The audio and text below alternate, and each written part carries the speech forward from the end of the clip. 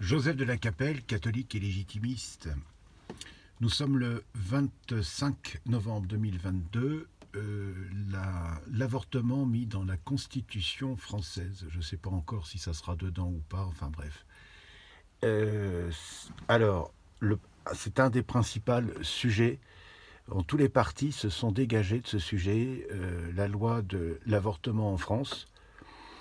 Alors, il y a d'une part, la loi Veil n'a jamais été appliquée. Si on appliquait la loi Veil, déjà, il n'y aurait pratiquement pas d'avortement. Ça, c'est une chose. C'est-à-dire que les libéraux, les gauchistes, ça, se sont emparés de cette loi pour que la France devienne une boucherie. 220 000 morts par an, je crois, depuis 74. Alors peut-être qu'en 75, 76, c'était un peu moins, mais enfin bref. Et donc, rien n'est fait pour aider les jeunes filles qui sont dans des situations un peu particulières, qui sont enceintes assez jeunes, etc. Il y a beaucoup de familles qui veulent adopter. C'est très dur d'adopter en France. Il peut y avoir aussi des familles qui parrainent, c'est-à-dire que qui peuvent parrainer tant que la jeune fille et le jeune garçon sont mineurs ou font leurs études, etc. Mais c'est pas la peine de couper les enfants de leurs parents.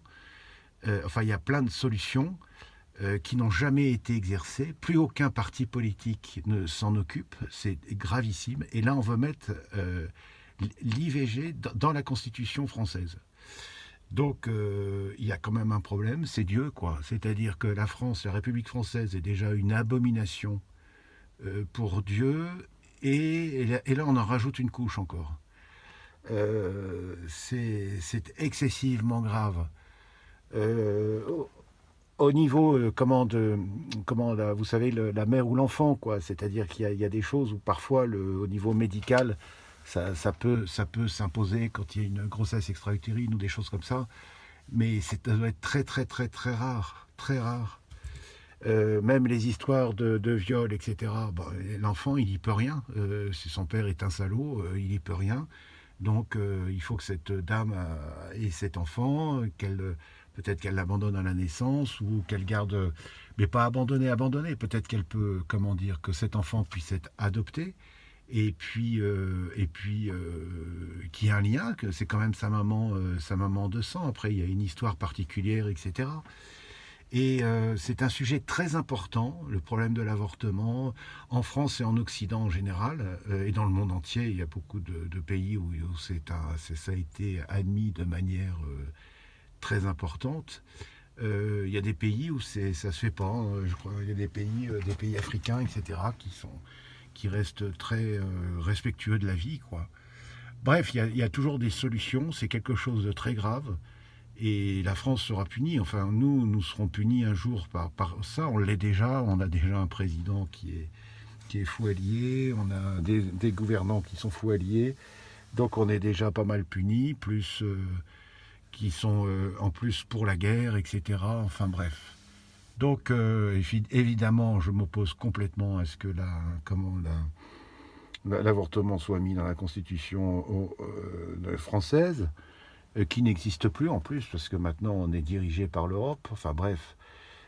Donc tout ça fait partie du même truc, on va de folie en folie, c'est assez impressionnant, c'est assez impressionnant. Je ne veux pas revenir sur toutes les macronies, quoi. Ces gens devraient être, ils ont piqué des gens alors que ces vaccins ne sont pas efficaces, et maintenant on le voit, non seulement ils ne sont pas efficaces, mais ils peuvent être dangereux pour la santé. Ils ont interdit des molécules aux médecins. Les médecins ont fait 7 ans, 8 ans d'études, des molécules qui ont été prouvées, qui ont été, comment dire, utilisées pendant des décennies. Enfin, c'est le gibet de Montfaucon, quoi, le gibet de Montfaucon. Et selon le traité de Nuremberg, je n'exagère pas. À très bientôt à tous, que Dieu vous garde, notre âme de France, notre âme de l'univers, tous les cœurs angéliques, protégez-nous. À très bientôt à tous. Deus et Rex.